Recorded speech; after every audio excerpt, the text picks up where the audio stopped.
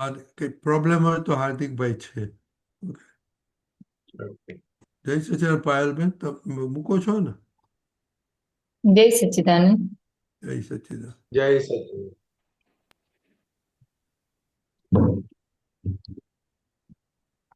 જય સચ્ચિદાનંદ સંતોષાનંદજી. જય સચ્ચિદાનંદ. જય સચિદાનંદ.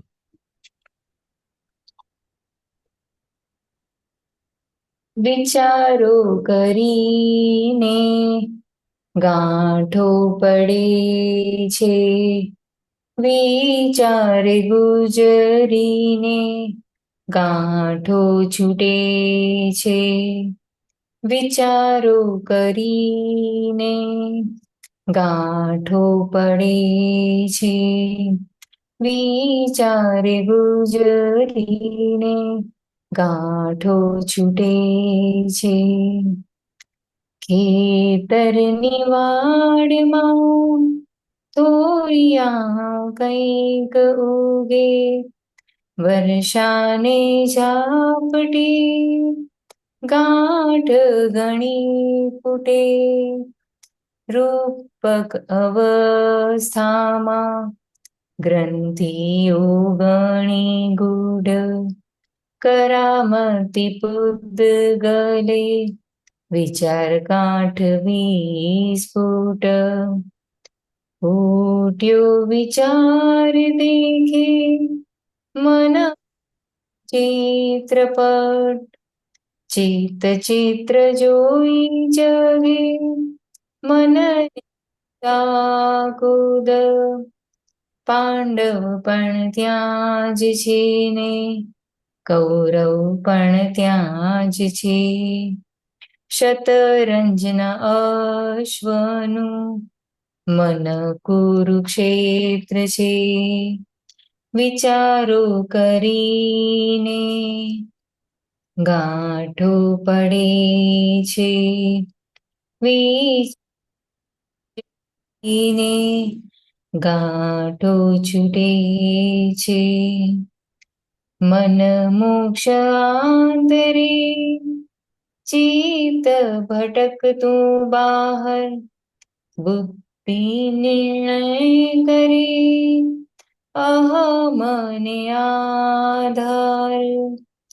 સૂક્ષ્મ મન વંટોળ આત્માનું વાચન, ચિત્રનું પ્રતિબિંબ પરમાણુ નમોહ ધારણ.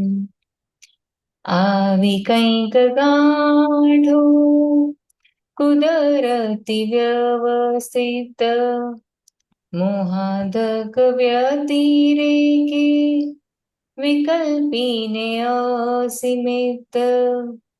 જીવાત્માની અજ્ઞતાએ ચિત્ત બુદ્ધિ અહંકારે મન પૂદગલ મહી સંસાર ગુંચાય છે. વિચારો કરીને ગાંઠો પડે છે, વિચારે ગુજરીને ગાંઠો છૂટે છે.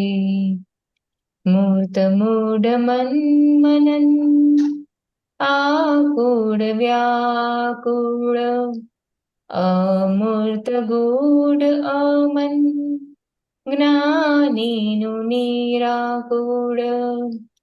છેદવી છે મુશ્કેલ ગાંઠો વિચારની, ભરતીને વમળમાં ઉડિયું તરાવવી.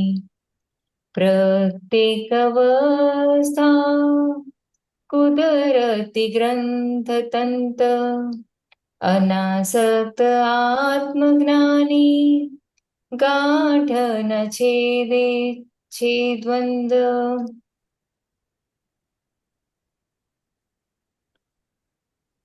મન વચકાયા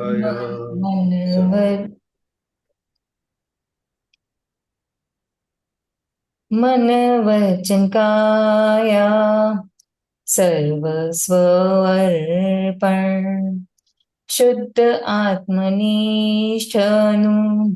નિરંજન અંજન વિચારો કરીને ગાંઠો પડે છે, વિચારે ગુજરીને ગાંઠો છૂટે છે. પૂતગલમાં દ્વેષ નહીં, અવસ્થામાં રાગ નહીં, પમાડે જ શુદ્ધ હિત ક્ષેત્ર પરમ મિત્ર અહીં. સ્થૂળ મનનું બદલવું મહાવીરને મુશ્કેલ, ભાવ મનનું બદલવું દાદા કૃપાએ સહેલ.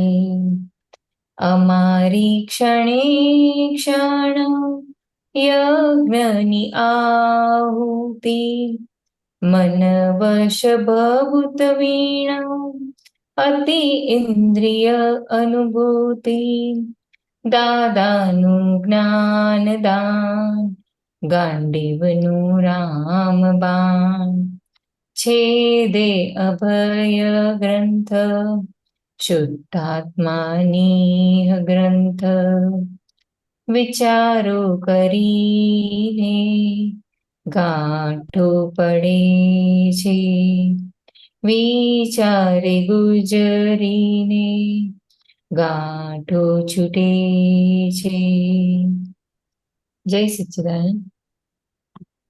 જય સચ્ચિદાનંદ. સારું પદ લઈ આયા પાયલબેન. બંને અલગ ઘરમાં છે કે એક જ ઘરમાં છે? અલગ ઘરમાં છે કે એક જ ઘરમાં? અલગ અલગ. આમાં તું પણ હોય સાદ. હવે આમાં સંતોષાનંદજી આ એટલે અ, અ, હવે આમ છે ને આમ દેખાય છે કે ક્યારેક વિચારો એટલે આજે એટલે બે ત્રણ દિવસથી આમ છે ને બધા વિચારો જ ખાલી આવા કર્યા જ કરે અને વિચારોની અસરો થાય છે. હવે જે વિચારોની જે અસરો જે થાય છે ને, તો એમાં મને આ પદ યાદ આવ્યું. પણ હવે જે અસરો થાય છે, તો એ કેમ થાય છે અસરો?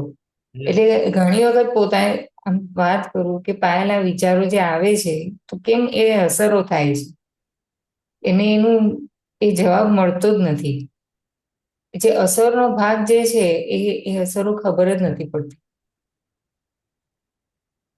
એટલે એક એક્ઝામ્પલ આપો તો થોડું ક્લિયર વધારે થાય આપણે કે કેવા વિચાર આવે છે ને એમાં કેવી અસર થાય છે. એટલે એમાં એવું થાય છે કે હવે જે મારે ફાઇલ નંબર 2 છે, તો એમને અમુક ટાઈમે કંઈક ટેન્શન કે એવું હોય, તો હવે એમને રાતે એમને ઊંઘ ના આવે, એમની ઊંઘ ઉડી જાય. તો હવે એમને ઊંઘ ઉડી જાય તો એની અસરો મને થાય અને એમાં મને વિચારો આવે. તો એ વિચારો જે છે એટલે એ અસરો જ કરી નાખે છે. એટલે એ વિચારો જતા જ નથી કે કેમ એમને ઊંઘ નથી આવતી, કેમ આટલા બધા એમને ખોટા વિચારો ફરે છે, કે કેમ એમને ઊંઘ નથી આવતી. એટલે એ બધી અસરો કરી નાખે છે એમ. એટલે આની અંદર છે ને પહેલી બે લીટીમાં બહુ સરસ વાત કરી દીધી કવિરાજે કે વિચારો કરીને ગાંઠો પડે છે અને વિચારે ગુજરીને ગાંઠો છૂટે છે. એટલે કે જે વિચારોની અંદર ઇન્વોલ્વ થઈએ છીએ આપણે, એટલે કે ગાંઠ છૂટતી નથી અને વિચારો જોવાય છે તો એ છૂટી જાય છે. હવે સામાન્ય રીતે એની અસર થવા પાછળનું કારણ શું હોય છે? તો કે કોઈ પણ ગાંઠ ફૂટે છે અને ગાંઠ ફૂટ્યા પછી અસર કેમ આપે છે? તો કે જે જગ્યાએ આપણે એનું ઇમ્પોર્ટન્સ આપેલું છે, સંસારની જે બાબતોની અંદર આપણે ઇમ્પોર્ટન્સ આપેલું છે ને, એટલે એ સંબંધી જ્યારે ગાંઠ ફૂટે ને ત્યારે અસર તરત આપે છે.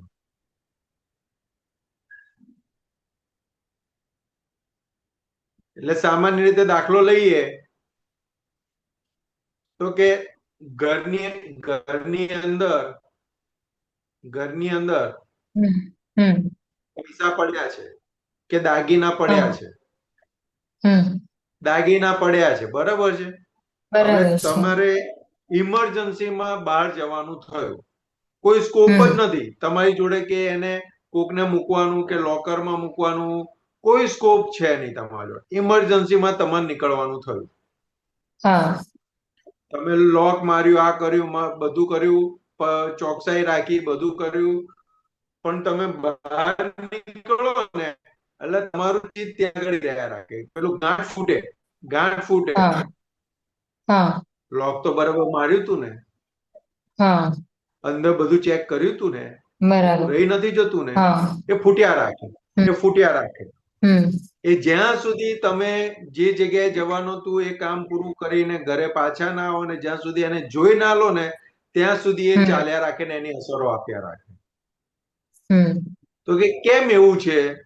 તો કે હમ હજુ એ વિનાશી છે, એ વિનાશી આપણને સમજાતું નથી. એના માટે મમત્વ ભાવ મારાપણું જે છે એ છૂટ્યું નથી, અને ત્યાં આગળ આપણને આજ્ઞા દ્રષ્ટિએ કરીને વ્યવસ્થિત છે એ સમજાયું નથી.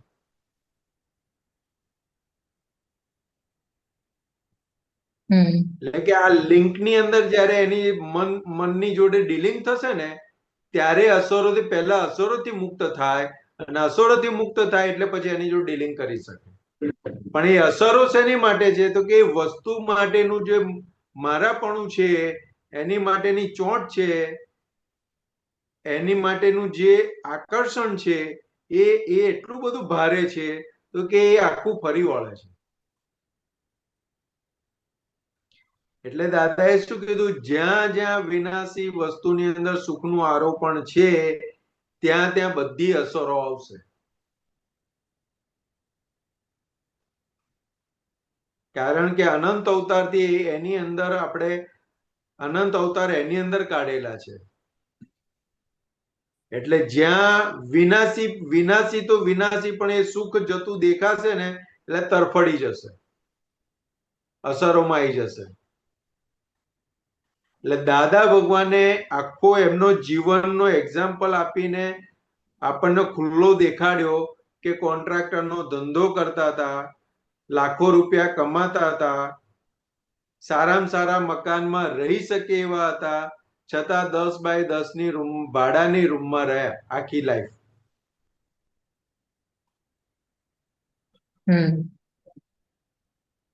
હવે એની સામે ખાલી આપણે આ એક સમજવા માટે કે એની હમ સામે આપણે જે મળ્યું છે ઘર, કે હા જે વસ્તુ ભેગી થઈ છે એનો સંતોષ કેટલો રહે છે આપણને? બરાબર. કેટલો રહે આપણને? હવે દાદાને એ રૂમમાં તો સોફાય નતા ને કશું નતું, ને આપણે ત્યાં બધું છે, એસી છે, હમ સોફા છે, ટીવી છે, બધું જ છે. જે હમ જે વસાઈ શકીએ છીએ બધું જ વસાયેલું છે, હમ છતાં આપણી દશા શું છે? દુખી. એટલે દાદાએ બીજી બાજુ એવું કીધું, જ્યાં જ્યાં સુધી ભૌતિક સુવિધાઓ ની જરૂર પડે છે કે હમ વસાવીએ છીએ ત્યાં સુધી સમજવાનું કે આત્માનું સુખનો અનુભવ થયો નથી.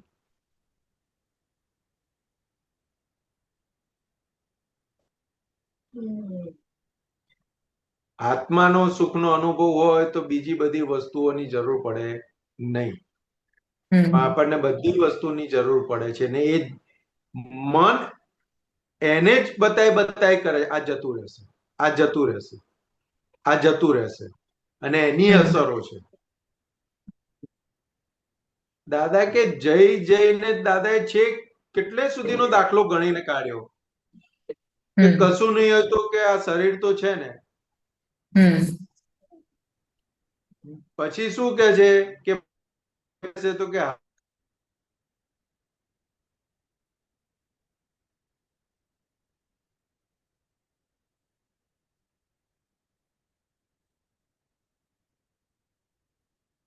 સંતોષ આનંદજી એમનું હા હા ડિસ્કનેક્ટ થઈ તમારો ગયું સંતોષ આનંદજી તમારું વચ્ચે શું થયું?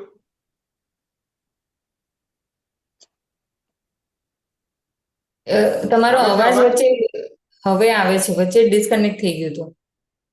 Okay okay. એટલે અમુક વખત મેસેજ કે કંઈક ફોન કે કંઈક આવે ને તો એ કનેક્ટિવિટીમાં પ્રોબ્લેમ થાય છે. એટલે દાદાએ છેક ત્યાં સુધીનો બધો દાખલો ગણી લીધો કે આ શરીરમાં કશું નહીં હોય તો હું તો છું ને. હવે એમણે તો આ બધા દાખલા ગણીને બેઠેલા હતા, આપણે એમાંથી કયા દાખલા માંડ્યા? એટલે મનને ટેકલ કરવાનું જે અંદર પ્રયોગ ચાલવો જોઈએ ને ઉભો ના થાય, કારણ કે હજુ વિનાશી વસ્તુમાંથી સંકોચાતા અવિનાશી ઉપર આયા નથી હજુ આપણે. અને જ્યાં સુધી વિનાશીમાંથી સંકોચાઈને અવિનાશી તરફ નહીં આવીએ ત્યાં સુધી આ અસરો આપ્યા રાખશે, કારણ કે અસ્તિત્વ છીનવાતું હોય ને એવો આભાસ કરાવે આપણને.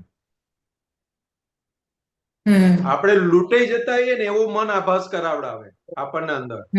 એટલું બધું અંદર જબરજસ્ત પ્રહાર કરે મન અંદર કે આપણું સર્વસ્વ લૂંટાઈ જતું હોય ને એવો પ્રહાર કરાવે, એટલે એટલી બધી અસર આપે. પણ એ ત્યાં આગળ ખાલી આટલો દાખલો મુકાઈ જાય ને કે ભાઈ તું શેની માટે બતાવે છે, વિનાશી માટે કે અવિનાશી માટે, એટલે તરત બધું છૂટું પડવા માંડે, તરત અસરોથી મુક્ત થવા માંડીએ.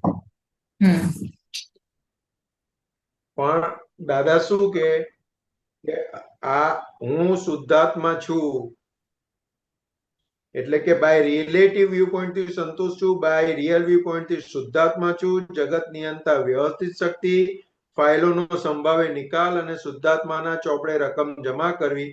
આ જેમ જેમ જેમ જેમ વ્યવસ્થિત વાળો ભાગ સમજાતો જશે ને એમ એમ મન છે ને એ એક્ઝેક્ટ દેખાતું જશે. એ મનની અસરોથી મુક્ત થતા જઈશું. એક બાજુ વ્યવસ્થિત સમજાતું જશે ને તો મન પછી અસરો નહીં આપી શકે, કારણ કે આપણે આમ ટોટાલિટીમાં જોઈએ ને તો મન બતાવે શું? આમ સામાન્ય રીતે જોઈએ ને તો મન બતાવે શું?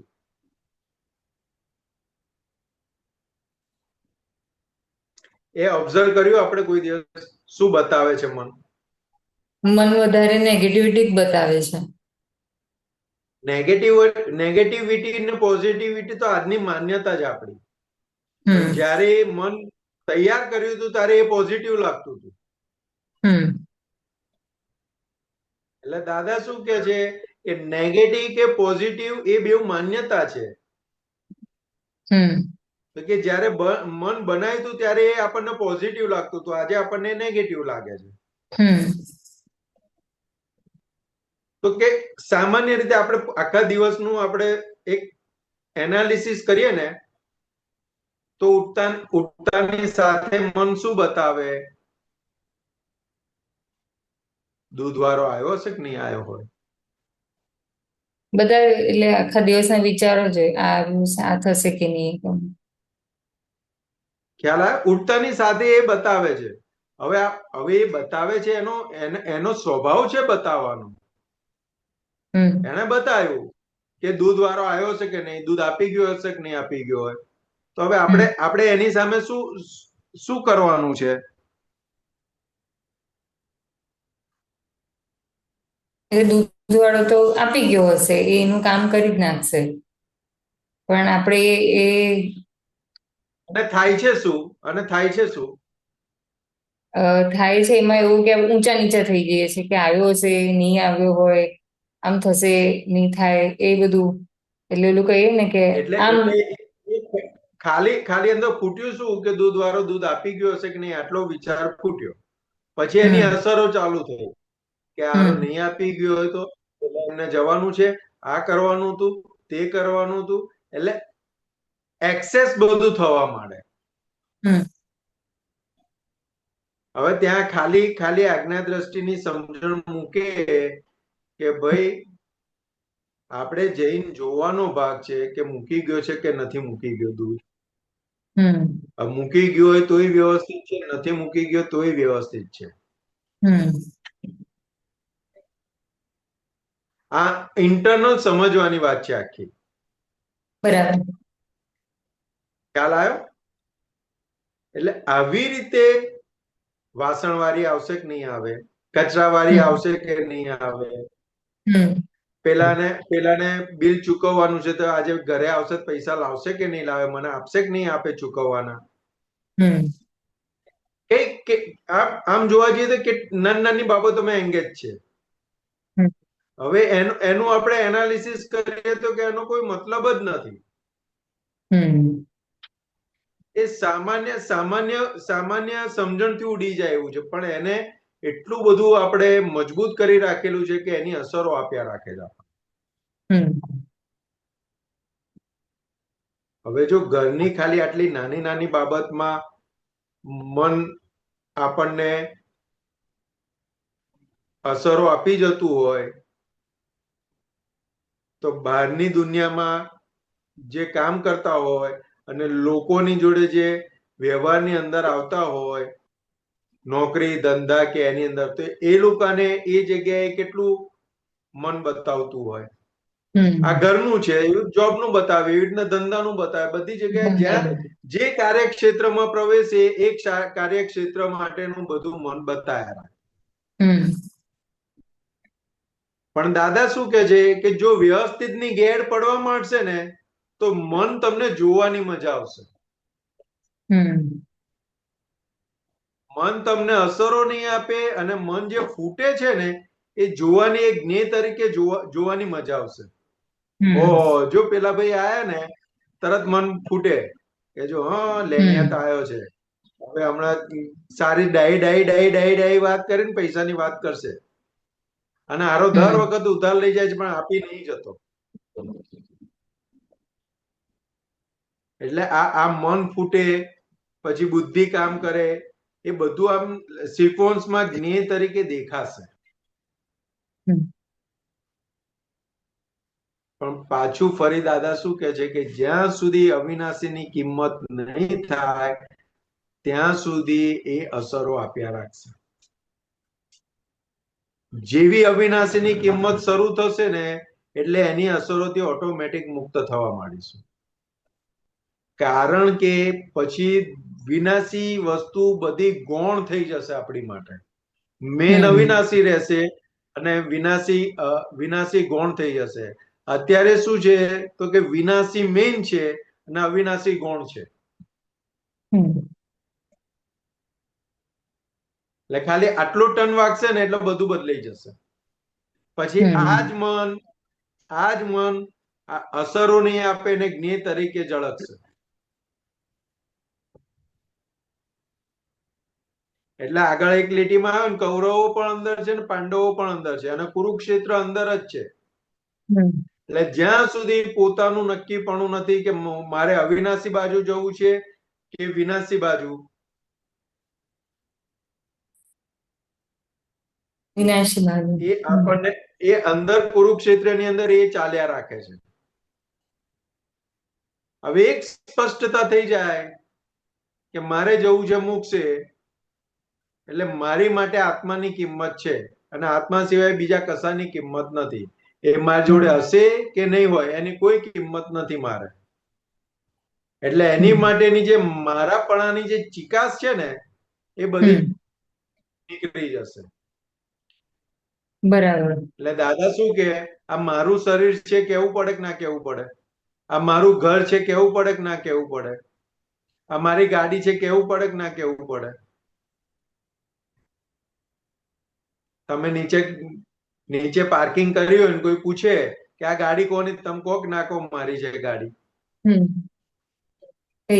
તો કે મારી કે છે પણ એની પાછળ ચિકાસ નહીં હોય. ખ્યાલ આવ્યો? દાદાએ આખું આ વસ્તુ કીધી કે તમે મારું મારું મારું તો એની પાછળ ચિકાસ ઉડાડી દે. એટલે પછી એ મારું છે ને ઓટોમેટિક ખરી જશે.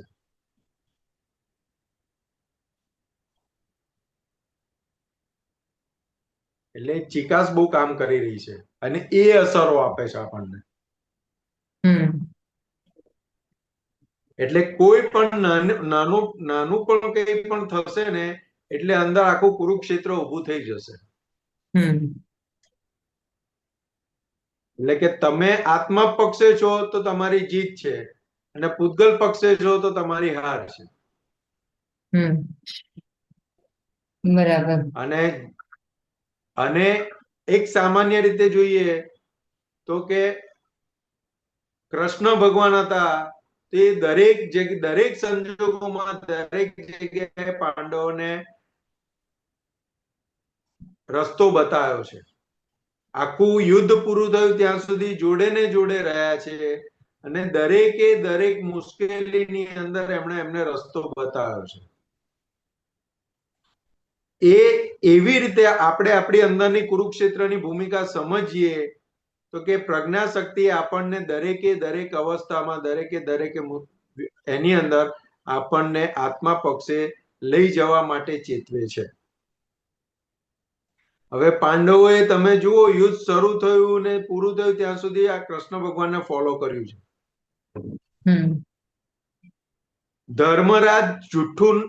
ધર્મરાજ કે હું ખોટું નહીં બોલું તો એમને શું કીધું કે તમે કહેશો તો આ થશે. એટલે ધર્મરાજ બોલ્યા ખરા, અસ્વસ્થામાં હણાયો, પણ નર હતો કે હાથી હતો એ દબાઈ દીધું. ખ્યાલ આવે? પણ જવાબદારી કોની હતી તો કે કેનારની. એટલે કે એમને ફોલો કર્યું ત્યારે આખું યુદ્ધ જીત્યા. એવી રીતે આપણી અંદર પ્રજ્ઞા શક્તિને આપણે ફોલો કરીશું તો કે આ યુદ્ધ જીતાશે. અને એ તો પૂતગલ પણ એટલું બધું ભારે છે. મનને એક બાજુ દાદાએ શું કીધું કે મનને એક બાજુ આપણે બ્રહ્માંડ મૂકીએ અને બીજી બાજુ મન મૂકીએ ને તો એ મનનું પલ્લું નમેલું રહે. હવે કેવું હશે મન?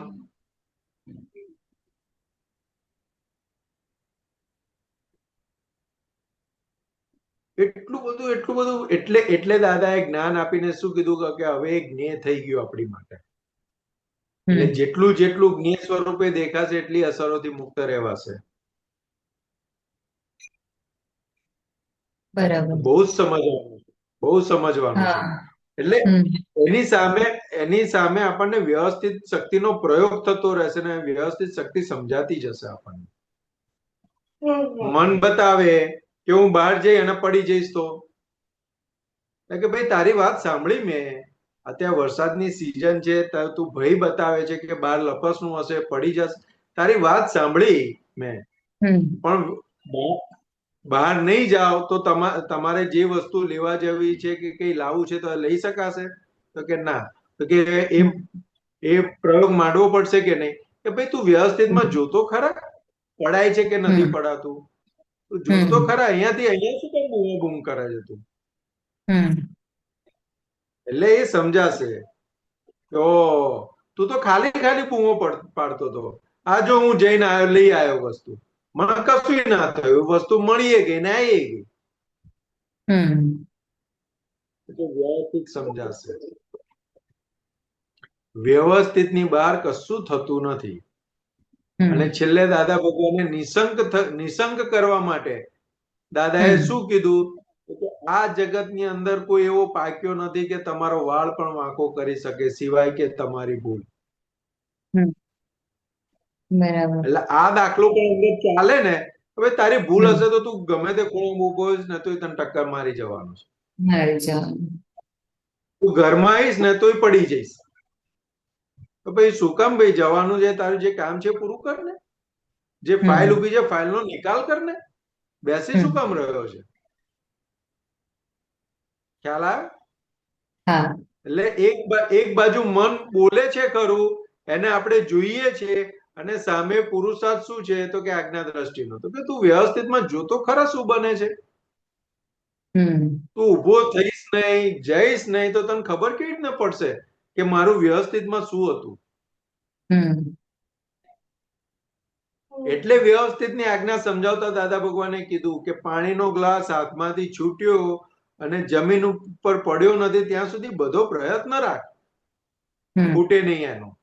પણ કોઈ ખૂટી ગયો તો વ્યવસ્થિત, ને પકડાઈ ગયો તોય વ્યવસ્થિત. વ્યવસ્થિત, બરાબર.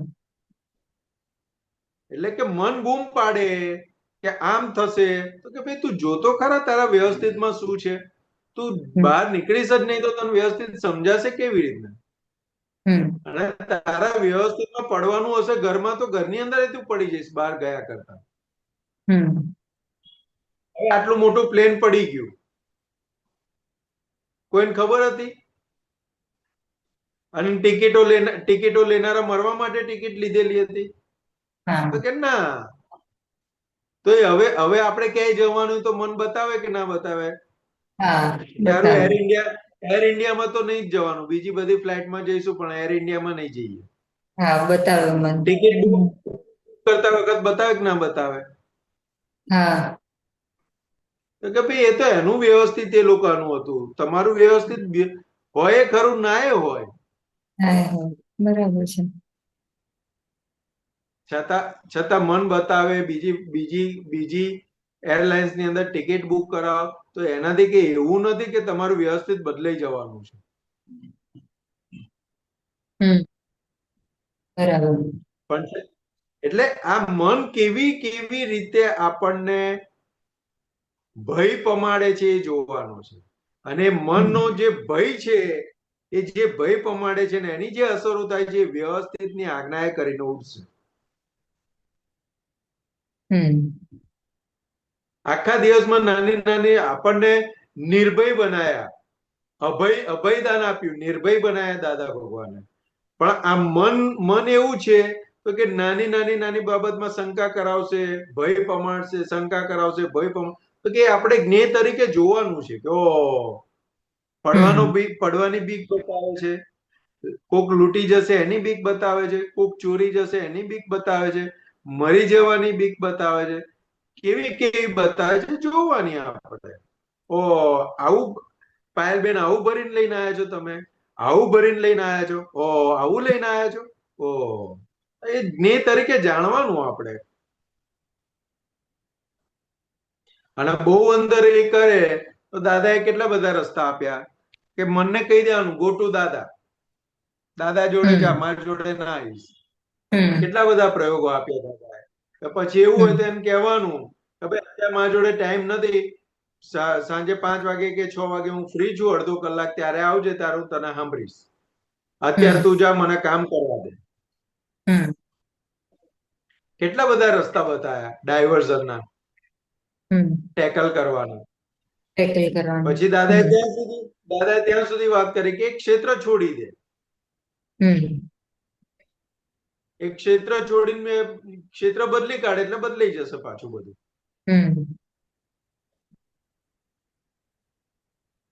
તો કે મનને ટેકલ કરવા માટેના કેટલા બધા દાદાએ રસ્તા બતાવ્યા. અને જ્ઞેય તરીકે દેખાશે તો સામે વ્યવસ્થિત સમજાશે.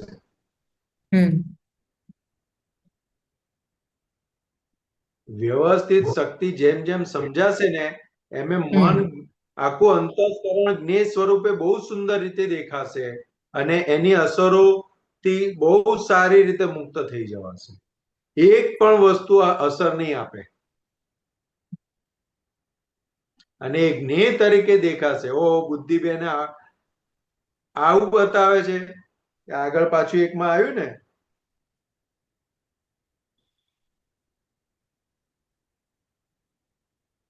બુદ્ધિ નિર્ણય કરે અહમને આધારે. એટલે કે અહંકાર રૂપી માધ્યમ છે આ. બસ આવે જો બુદ્ધિ નિર્ણય કરે અહમને આધારે. એટલે શું કહે છે તો કે અહમના આધારે બુદ્ધિ નિર્ણય કરે છે. એટલે કે બુદ્ધિ આપણે કહીએ કે વિપરીત બુદ્ધિ છે, લબાડ બુદ્ધિ છે, વ્યભિચારિણી બુદ્ધિ છે, કે બધા જે બુદ્ધિ સંબંધી જે સંબોધન કરેલા છે ને, મૂળ અહંકાર એવો પડ્યો છે એટલે એના માધ્યમથી બુદ્ધિનો પ્રકાશ છે. બરાબર એટલે એના ઉપરથી અહંકાર કેવો છે આપણને ખબર પડે. બરાબર સીધો છે સરળ છે કે આડો છે એ ખબર પડે. આખું જ્ઞેય સ્વરૂપે આપણને સમજાય. પછી આગળ કીધું ચિત્ત જ્યાં ભટકે છે લપટે છે તો કે એના ઉપરથી ખબર પડે. ચિત્ત ભટકતું બહાર, મન મોક્ષ આંતરે ચિત્ત ભટકતું બહાર. એટલે ચિત્ત ક્યાં ભટકે છે બહાર, કે ક્યાં ભટકે છે ચિત્ત બહાર? તો કે જ્યાં વિનાશી વસ્તુમાં પોતે ગયું ઉપર જ છે, એ પેલી લાઈનમાં જ છે. બસ એ બુદ્ધિ નિર્ણય કરે ને એની ઉપર જ છે. એટલે કે એ ભટકે છે બહાર ક્યાં? તો કે જેટલી વિનાશુ વસ્તુઓમાં સુખનું માન્યતા માનેલી છે ત્યાં બધે ભટકવા લઈ જશે.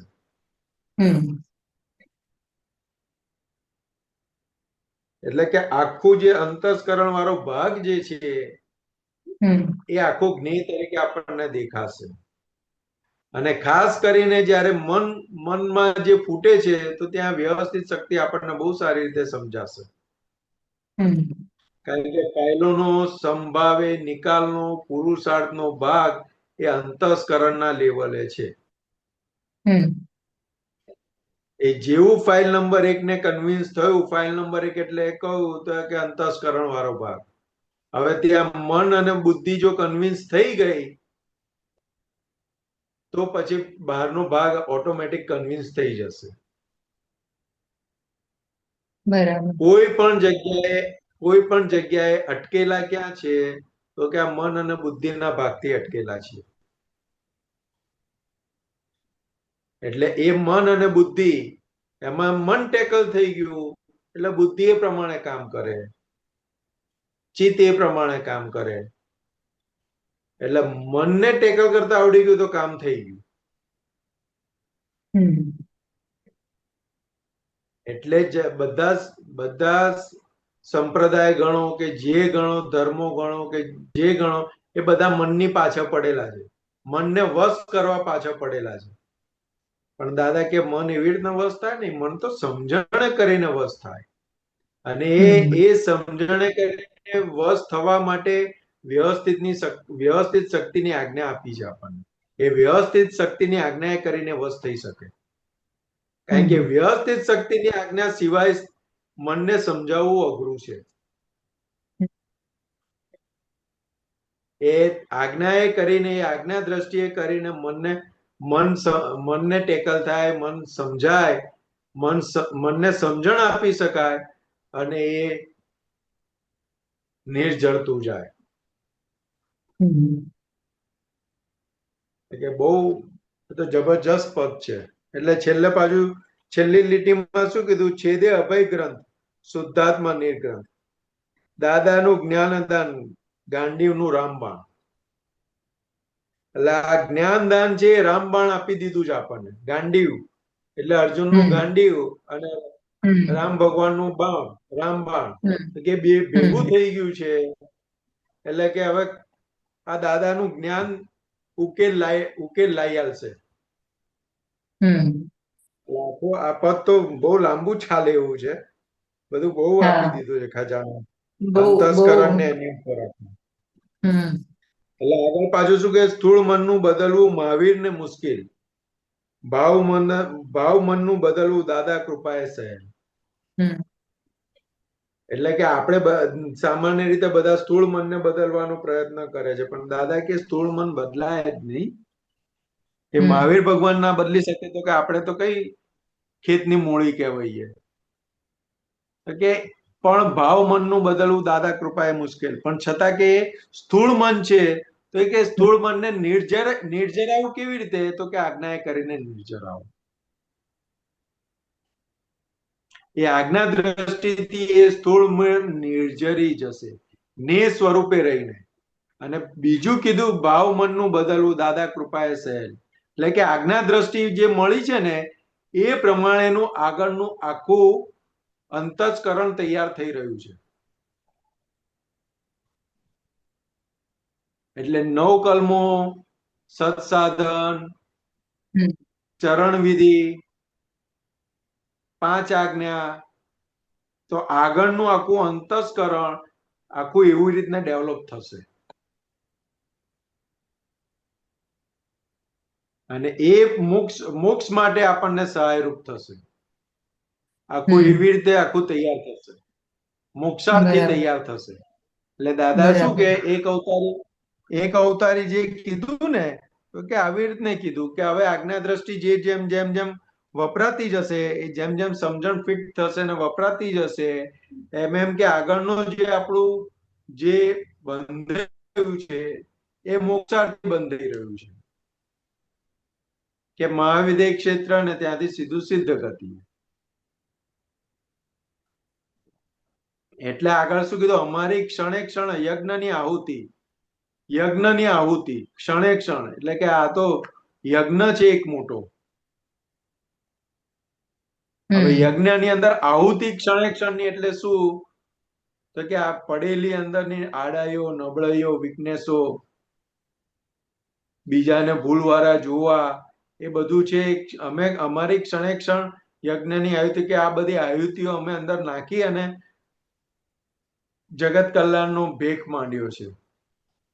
એટલે કે આપણને એ હમ રસ્તો બતાવી દીધો દાદાએ, કે અમે બધી આહુતિઓ નાખી અને જગત કલ્યાણનો યજ્ઞ અમે માંડ્યો છે. તો કે આ બધી આહુતિઓ જાય, એ બધી બળે, ત્યારે આખું પવિત્રતા ઊભી થાય, અને પવિત્રતા પછી જગત કલ્યાણના એમાં કામમાં લાગે. એવું છે. બરાબર પાયલબેન, બીજું કઈ વાત કરવી હોય તો કહો. હા ના બરાબર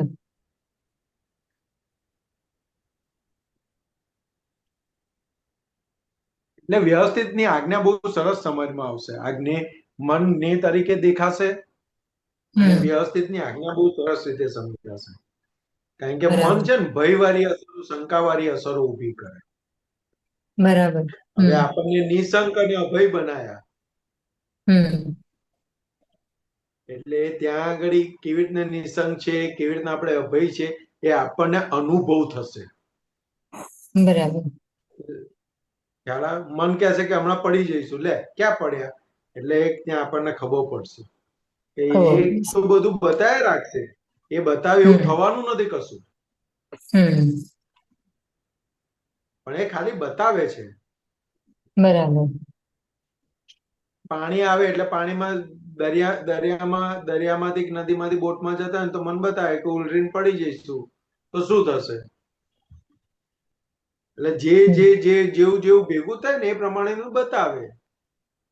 તો ભાઈ હા, અમે બરાબર જાણ્યું, તે બતાવ્યું, અમે જોયું, હમ બસ આટલો એની જોડે વ્યવહાર. એનો હમ બતાવવાનો વ્યવહાર ને આપણો જોવાનો વ્યવહાર, જોવાનું એટલે પૂરો થઈ ગયો. પણ હમ એમાં ઊંડા ઉતર્યા તો કામ અસરો ચાલુ થઈ જશે. કારણ કે હમ આપણે આપણા પદમાંથી ખસ્યા ને, શુદ્ધાત્મા હમ પદમાંથી ખસી ગયા, હમ એટલે એની અસરો આવે. અને શુદ્ધાત્મા પદમાં બેઠા તો આપણે નોંધીએ, ઓ આ સમયે તમે આવું ફૂટ્યા, ઓકે, બીજું કઈ આગળ વધો, આગળ વધો. અટકવાનું નહીં, અટક્યા તો અસરો ઊભી થાય. બરાબર એટલે મન બતાવે કે હસબન્ડને ચિંતા થાય છે, કે ઊંઘ નથી આવતી, ઓકે, તો કે એને ઓટોમેટિકલી થાકશે ને મન, એટલે ઊંઘ આવી જ જશે. હમ કારણ કે મન એટલું બધું ચાલે, ચાલ કરે ને, પછી થાકે એટલે ઓટોમેટિક ઊંઘી જ જશે માણસ. એટલે જોવાનું આ બધું, બરાબર અને વાત થાય તો વાત કરવાની કે ભાઈ શું છે. હમ તો આપણે જોડે કઈ સોલ્યુશન હોય તો દાદાની વાતથી સોલ્યુશન આપવાનું. પણ તમે અસરમાં હો તો તમે સોલ્યુશન ક્યાંથી આપી શકવાના? હા એટલે તમારે સોલ્યુશન લેવું પડે. બરાબર એટલે કે આ મન જોડે ટેકલ કરવાનું બહુ સરસ દાદાએ બધી બહુ રીતે સમજાવ્યું છે દાદા. અને એ આવડી ગયું ને તો કામ થઈ ગયું.